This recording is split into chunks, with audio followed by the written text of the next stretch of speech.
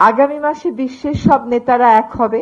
এই যে জলবায়ু পরিবর্তনের ঝুঁকির মধ্যে থাকা গরিব দেশগুলোকে কেমন করে সাহায্য করা যায়, উন্নয়নশীল দেশগুলোকে কেমন করে সাহায্য করা যায়।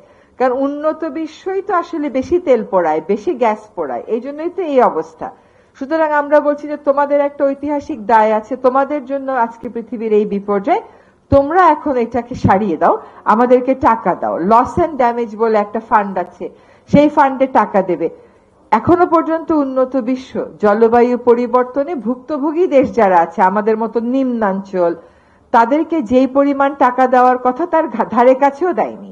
ওরা কেবল যায় বড় বড় সম্মেলনে বড় বড় কথা বলে, কিন্তু আসলে সে টাকাগুলো তারা সেই পরিমাণে দেয়নি। কিছু কিছু দেশ তার ব্যতিক্রম আছে, যেমন সুইডেন। সুইডেন কিন্তু যে পরিমাণ টাকা দেওয়ার কথা সেরকম টাকা দেয় এবং সেরকম সাহায্যটা করে। এখন এই যে আজকে প্রাকৃতিক দুর্যোগ বলেন আর জলবায়ু পরিবর্তনের কারণেই বলেন, যে কারণেই হোক না কেন, সবচেয়ে বেশি ক্ষতিগ্রস্ত কে হয় জানেন? মা। আপনি কিন্তু কখনো, আমি জানি না এই রুমে উপস্থিত কেউ এটা কখন বলেছেন কিনা বাসায় যে বাবা খিদা লেগেছে খাওয়া দাও, বা বাবা পানি দাও তো পানি পিপাসা লেগেছে, বলি না। কিন্তু অভ্যাসগত কারণেই মাকেই এটা বলি, মা খিদা লেগেছে খাওয়া দাও, মা পানি ঢেলে দাও।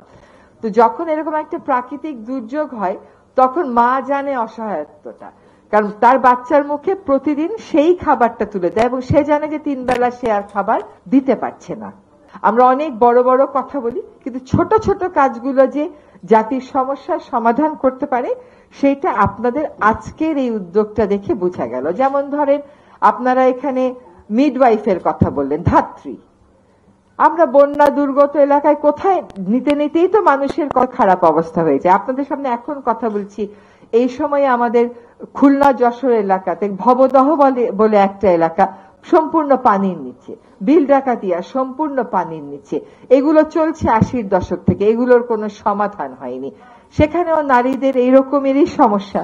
এক পর্যায়ে যদি আমরা সমাধান করতে না পারি, তাদেরকেও হয়তো ভাবতে হবে যে তারা এই জায়গায় থেকে তো জীবন জীবিকা চালাতে পারছে না। তো এই যে ছোট ছোট সমস্যাগুলো, স্থানীয় পর্যায়ের সমস্যাগুলোকে জাতীয় পর্যায়ে নিয়ে আসা আর জাতীয় পর্যায়ের মানুষকে ভাবতে শেখানো যে এই সমস্যাগুলোর সমাধান করতে হবে, আমাদের রাষ্ট্র সেভাবে অনেক বছর যাবতীয় পরিচালিত হয়নি। যদি তাই হতো, আমি নিজে ভবদহে গেছি 2006 সালে, আজকে 2024, তখন গেছি আন্দোলনের অংশ হিসাবে।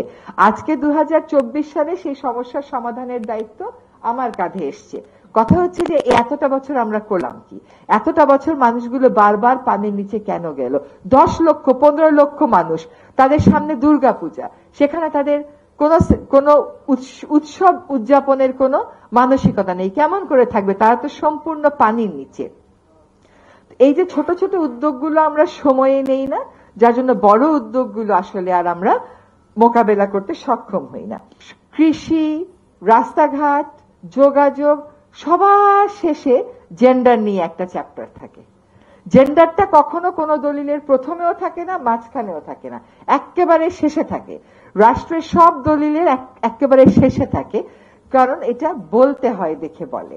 এটা যে মনস্তত্ত্বে ধারণ করা, এটা আসলে আমরা করি না। হ্যাঁ, এখন আমার জন্য সবকিছু ওলট পালট করে দেওয়া হয়তো সম্ভব হবে না, অত সময় আমাদের নেই।